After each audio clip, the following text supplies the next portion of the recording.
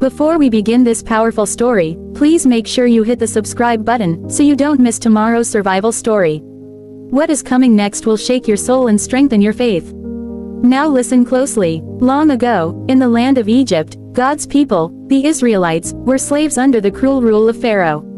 Their cries rose up to heaven, and the Lord heard them. God chose a man named Moses, a man who once fled from Egypt, to return and deliver his people from bondage. One day, while Moses was tending the flock of his father-in-law, something strange caught his attention. A bush burned with fire, yet the flames did not consume it. Moses drew closer, and from the midst of the fire, the voice of God thundered, "Moses! Moses!" Trembling, he replied, "Here I am." God said, "Do not come any closer. Take off your sandals, for the place you are standing is holy ground. I am the God of your father, the God of Abraham, Isaac, and Jacob."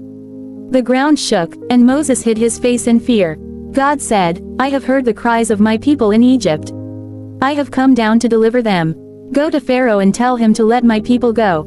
Moses hesitated, his heart pounding. Who am I to go before Pharaoh? But God assured him, "I will be with you." Still, Moses feared. He asked, "What if they do not believe me?" Then God gave Moses signs, miracles that would shake Egypt itself. The Lord told him, "Throw your staff to the ground." Moses obeyed, and the staff turned into a living serpent that hissed and slithered before him. Terrified, Moses jumped back. Then God commanded, "Reach out your hand and take it by the tail." When Moses did, it became a staff again. "Show this to Pharaoh," God said, "and he will know that I have sent you." When Moses and his brother Aaron stood before Pharaoh, they spoke boldly, "Thus says the Lord God of Israel, let my people go." But Pharaoh's heart was hard, and he laughed. "Who is the Lord that I should obey his voice?"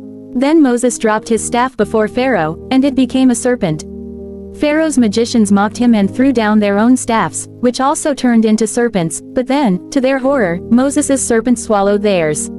Still, Pharaoh refused. Then the plagues began, terrifying signs that revealed the power of the Almighty. Moses stretched out his staff, and the Nile River turned into blood. The stench filled the land, and the fish died.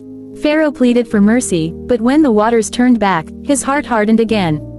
Then came the plague of frogs, millions leaping into beds, ovens, and cups. Pharaoh begged Moses to stop it, but when the frogs died, he turned away once more. Next came the plague of gnats that covered every man and beast, followed by swarms of flies that darkened the land. Egypt trembled, yet Pharaoh's pride would not break.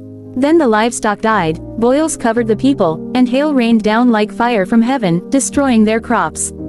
Pharaoh began to fear, yet he would not yield. Then came the locusts,